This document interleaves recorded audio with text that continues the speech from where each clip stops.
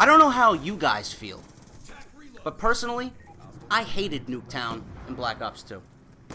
I have absolutely no desire to play on that map in any game mode. It just isn't fun for me.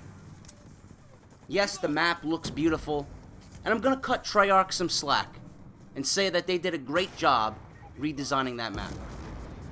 Compared to the original Nuketown, I had no problems playing Nuketown in the first Black Ops, even though I still disliked the map.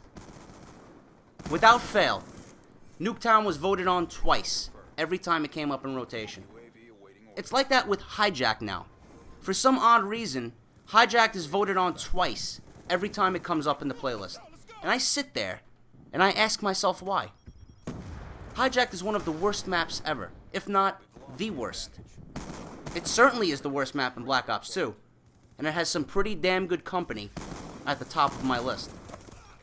With a completely broken and unbalanced spawn system, and a map design as small as my mother's backyard, the majority of the current maps in rotation suffer significantly in both aspects. In my honest opinion, Treyarch failed big time with Nuketown in Black Ops 2. And come April 16th, when the new DLC Uprising is released to the public, I am wondering if it's going to be another swing and a miss for Treyarch when it comes to bringing back classic maps.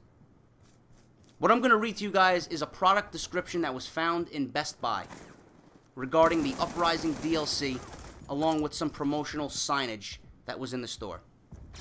It reads, Call of Duty Black Ops 2 Uprising includes 4 incredible, diverse multiplayer maps: Magma, Encore, Vertigo, and Studio. A reimagined adaptation of the fan-favorite Black Ops multiplayer map, Firing Range. So Studio apparently is a remake of probably my favorite map out of the last 4 Call of Duty games, Firing Range. I give Treyarch credit again, and I know you're probably wondering if I'm drunk or if I'm on some type of medication, given the fact that I credited Treyarch for doing something good twice in this video commentary. Like I said, I give them credit for possibly, and I stress that word very lightly, possibly, listening to the fans in the community for once, because I know people have been wanting that map redone ever since Nuketown was given a makeover for 2025. Now my question to you guys, is this good news? I don't know how to think of this, because this game is so unlike the original Black Ops in every way. This game suffers from a laundry list of problems that have yet to be addressed. I can tell you right now, the map is not going to play the way we all know and love from the first Black Ops. The spawns and the hit detection will cause this map to be just as much of a failure as Nuketown was. I never complained about the spawn system in Black Ops. I never complained about the spawns in regards to Firing Range. I can only think of a handful of times I was killed in bullshit fashion, to the point where I was going to lose a lung yelling at my TV. It's going to be worse in Black Ops 2. Believe me. You're going to bring back one of the best maps in the Call of Duty franchise, Treyarch, and you're going to soil it with target finder LMGs camping in the watchtower? Can you imagine that? The overpowered snipers in this game laying prone in the open airfield behind the bathroom building? Dual-wielding Cap 40s camping in the trailer, middle of the map, right at B-Dom. Remington 870 shotgun users running lightweight, causing havoc at every turn. Do you guys get my point yet? Look at the gameplay that you're watching. The only times I died in this match was from a shotgun guy wielding a semi-automatic shotgun who came out of nowhere every time I met him. It's bullshit. The idea is there. And I'm sure there's going to be some people out there that are genuinely excited to see this classic map return. I can't say the same for myself. I know what's coming before it's even released over here for the PS3. I've learned to look at this game very cautiously, And if I can use this reference with the glass half empty, I can no longer be optimistic about anything regarding Black Ops 2. We sit here in April with this DLC Uprising being number 2 of 5 coming out, and this game is dead.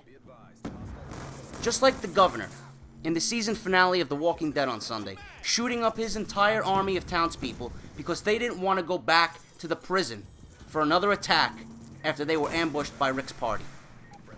Dead. Firing range will be further proof of the failure that is Black Ops 2. Even though I've been on record to expose this game every chance I've been given for the mistakes Treyarch have made. And honestly, I don't want to be saying those things, but they need to be said, otherwise nobody will say them. I wanted this game to be successful. I wanted this game to be the best Call of Duty ever. I was excited when it came out. I wanted it to be the best Call of Duty ever. It isn't, and it won't be. And bringing back a reimagined firing range in 2025 under the conditions we face on a daily basis, like the ones I mentioned in this commentary, like the ones you're watching in this gameplay, will only make Treyarch look more embarrassing to the COD community. And for me, as a player, it's going to tarnish a map I actually enjoy playing and competing on. Learn from your mistakes. Don't repeat them.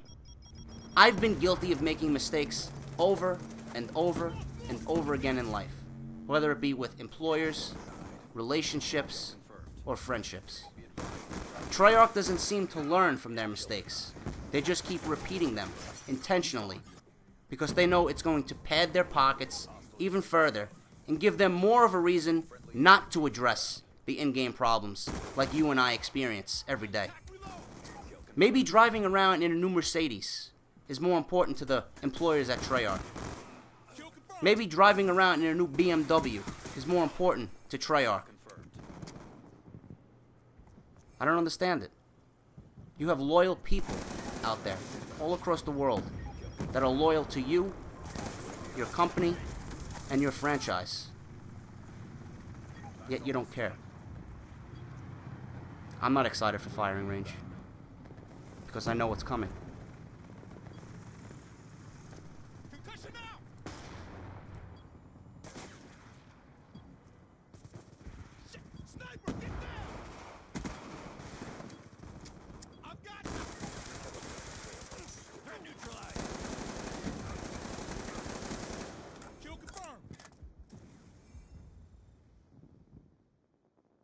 Our tracks have been erased. Good job.